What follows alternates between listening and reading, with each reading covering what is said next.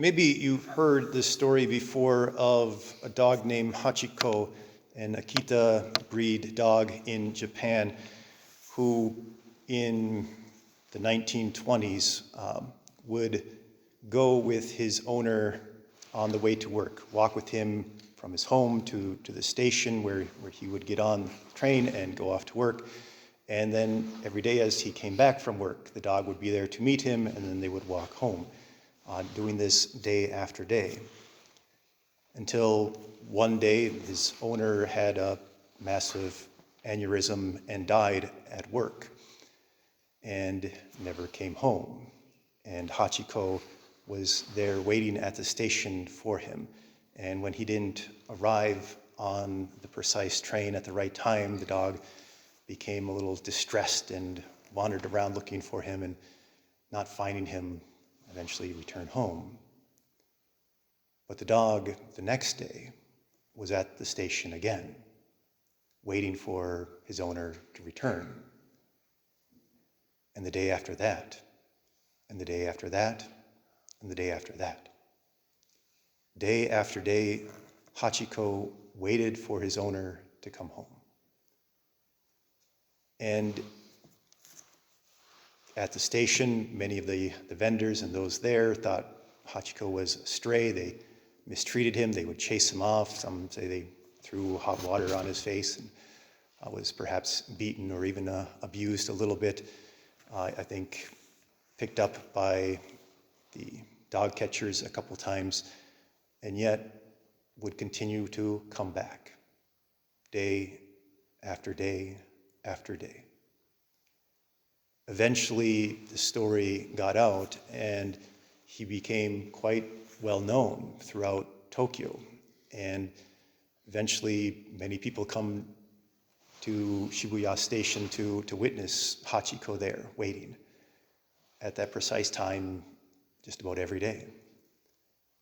And it became that symbol of loyalty for the country, because Hachiko kept doing this for not just, again, for a few days, but for months and years, for almost 10 years, until Hachiko himself died. He was there at the station, longing for his owner. And to this day, the story is quite well known and rather famous, especially in Japan, where there are statues of him. There's a statue there at Shibuya Station, and it has become a meeting place for friends to gather together, for couples, a kind of way of saying, I will wait for you, I will be loyal to you. It is a place where even widows or widowers have gone to sit with that statue of Hachiko as they remember their loved one who has passed. It has become, again, that symbol of loyalty, of faithfulness, of care.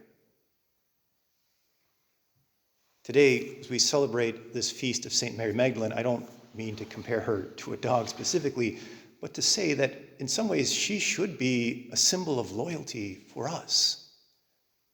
That same type of faithfulness lived out in her life. There should be statues of St. Mary Magdalene where people gather to remember that loyalty and that faithfulness and say, I will long to meet you there. I will go there and remember you in that loyalty and that care.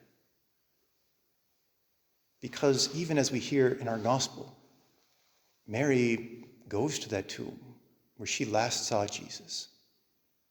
And she sees the tomb empty, and she runs to St. Peter, St. John, telling them that the tomb is empty.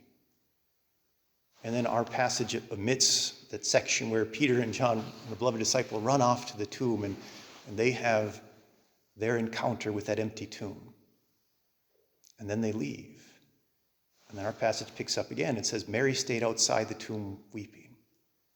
So even after she ran to the apostles, and they ran to the tomb, they probably left her behind. But she returns to the tomb again.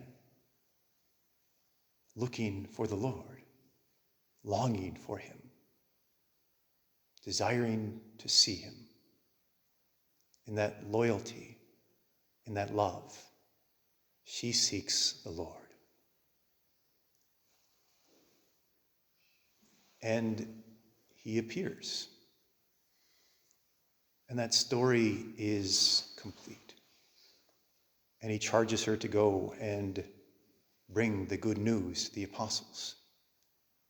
But today I think it is good to focus on that loyalty to the one she loves, to seek him, even when it's not easy, even when others might not understand, even when might be ridiculed or abused. She sought the Lord. She was loyal to him, a devoted follower. And we should have that same sense, to seek the Lord always, even when it is not easy, even when it seems he might be in his tomb, or perhaps he can't hear, or perhaps he seems missing and we don't know where he is. Maybe it's been a while since you've heard his voice in prayer. We are to be loyal. We are to be faithful. We are to continue to seek the one whom we love, the one who has done so much for us. And like to Mary Magdalene, he will appear. He will be there. And we maybe not even recognize him at first, but he will call your name. And he will say, "Get up. Why are you weeping?"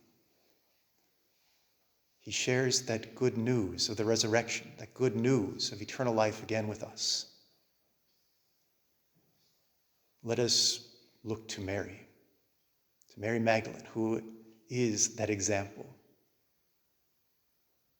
Let us follow that example as we seek to follow the Lord, to live in that loyalty and that faithfulness that she embodied.